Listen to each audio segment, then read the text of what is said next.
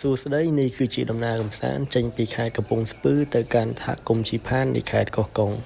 បងប្អូនចង់ដឹងថាស្ថានភាពផ្លូវស្រួលឬពិបាកហើយ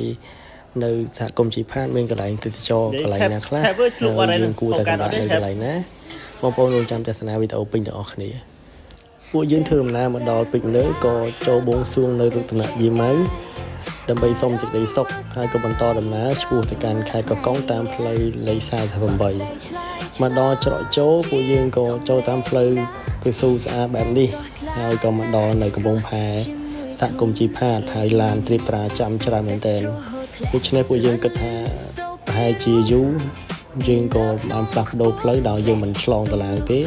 យើងទៅផ្លូវវាងមួយទៀតដែលយើងនឹងធ្វើដំណើរលើផ្លូវគោកប៉ុន្តែត្រូវឆ្លងឧបសគ្គនៅផ្លូវទឹកបន្តិច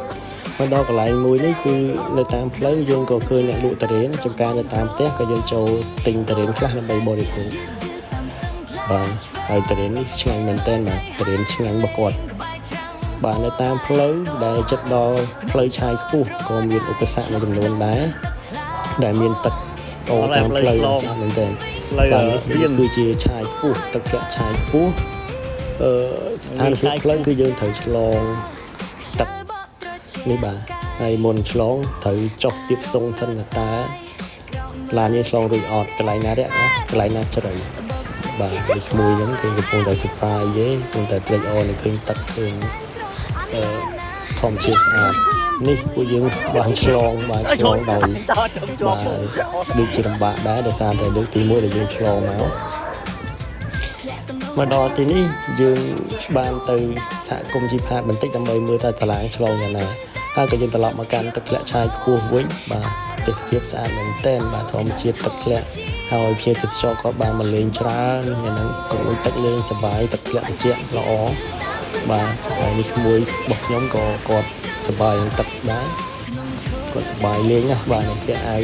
ពងពីរបាទគាត់ចូលចិត្តបាទហើយយើងក៏ញ៉ាំអាហារពេលល្ងាចនៅទីនោះពេលថ្ងៃពេលពេលល្ងាចយើងរត់យើងជិះទៅដល់ឆាយបាទឆាយអីចេះខ្ញុំភ្លេចបាត់ហើយបាទហើយក៏មកដល់នៅ resort ដែលយើងត្រូវស្នាក់នៅ resort នេះគឺយើងជួលផ្ទះស្នាក់ខាងលើមួយហើយយើងជួលកញ្ចក់ខាងក្រោមសម្រាប់បោះតង់ពេលយប់នេះហើយនេះគឺជាបន្ទប់នៅក្នុង resort បាទបន្ទប់មួយនេះគឺតម្លៃ$30មានក្រែ2ក្រែមួយតូចក្រែមួយធំហើយបរិយាកាសវាល្អហើយមួយនេះគឺអត់ចង់ឲ្យយើងជួនេះគឺយើងស្ក្រានបាយយើងធ្វើម្ហូបខ្លួនឯងមកកកាត់អត់ទេចេះធ្វើអីធ្វើមានចានឆ្នាំងមកចប់លក់ឡើងនេះបាត់ហើយឈប់កាត់អត់លេខគូរបស់មកស្រីខ្ញុំកំពុងតែអាំងសាច់អាំងគីតពីឈ្ងុយបាទនេះចុងភៅចេញម្ហូបឲ្យឆែកចេញម្ហូបមកគឺបគីហើយយើងក៏ឆ្លៀតលេងបៀបាទដើម្បីកម្សាន្តបាទនេះគឺទេសភាពពេលល្ងាចបាទរៀបលេងយើងក៏បាទចង់ជិះទូកកាយ៉ាក់អមលេងហើយក៏ហែទឹកលេងតាមដងស្ទឹងទៅជាខាងនេះបាទខ្ញុំកំពុងតែហក់ទឹកសប្បាយខាងហែទឹកយូរផងហែម្ដងហត់មែនតើម្ដងបាទ